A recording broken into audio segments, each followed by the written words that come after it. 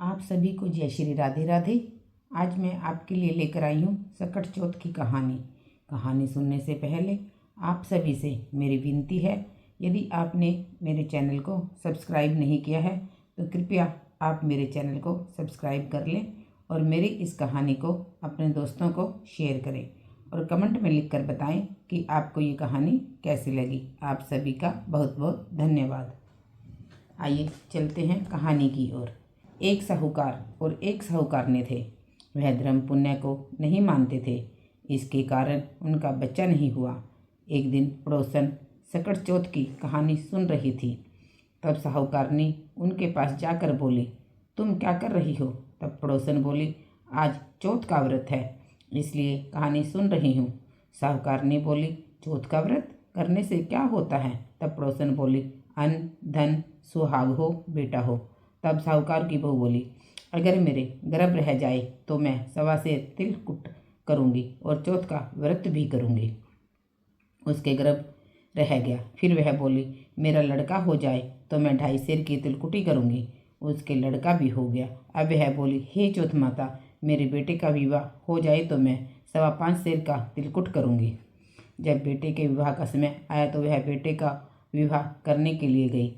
तब चौथ विनायक ने सोचा कि जब मैं इसके गर्भ में रहा तब से रोज तिलकुट बोलती है और अब तो बेटे का विवाह भी हो रहा है, तब भी तिल का एक दाना भी नहीं दिया। अगर हम इसको प्रपंच नहीं दिखाएंगे तो अपने को कलयुग में कोई भी नहीं मानेगा।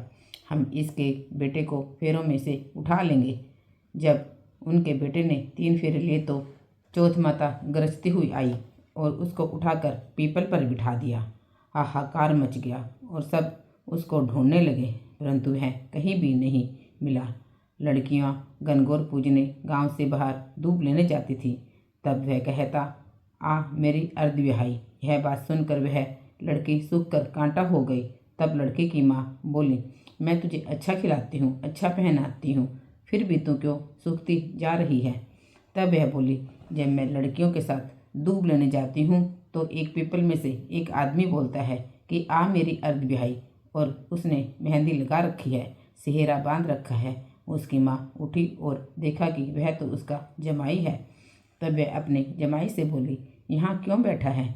मेरी बेटी तो अर्धविहाई कर दी और अब क्या लेगा?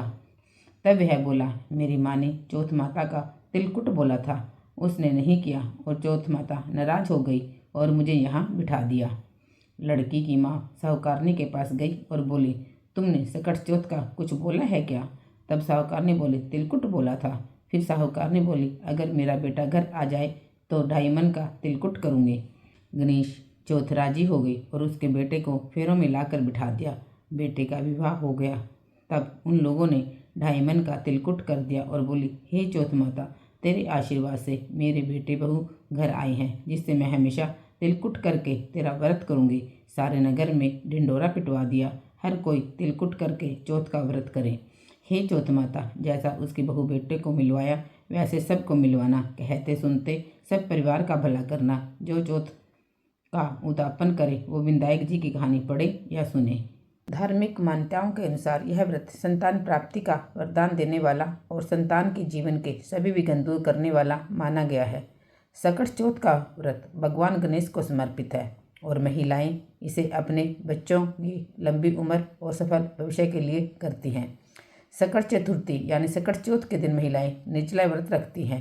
रात के समय चंद्रमा को अर्घ्य देने के बाद ही यह व्रत खोला जाता है। इसलिए सकट चतुर्थी के दिन चंद्रमा के दर्शन और पूजा का विशेष महत्व है। तिल चौथ के दिन गणपति जी की पूजा में मीठे तिल और मिठाई रखकर चंद्रमा को अर्घ्य देने के बाद ही यह व्रत खोला जाता है। विनायक जी की कहानी यानी कि गणेश जी की कहानी। एक छोटा सा लड़का अपने घर से लड़कर निकल गया और बोला, आज तो मैं विनायक जी से मिलकर ही घर जाऊंगा। तब लड़का चलते चलते उजाड़ में चला गया तो विनायक जी ने सोचा कि इसने मेरे नाम से ही घर छोड़ा है, इसलिए इसे घर भेजे, नहीं तो जंगल में शेर वगैरह इसे खा जाएंगे। फिर विनायक जी बूढ़े ब्राह्मण का भेष धारण कर आए और बोले, तू कहाँ से आ रहा है और कहाँ जा रहा है? तब लड़का बोला, मैं विनायक जी से मिलने जा रहा हूँ। तब वह बोले, मैं ही विनायक जी हूँ, मांग, तू क्या मांगता है? परंतु एक बार ही मांगना। वह लड़का बोला, क्या मांगूं?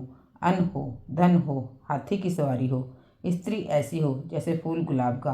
तो विधायक जी बोले, लड़के, तूने सब कुछ मांग लिया, जो तेरा सब कुछ ऐसा ही हो जाएगा।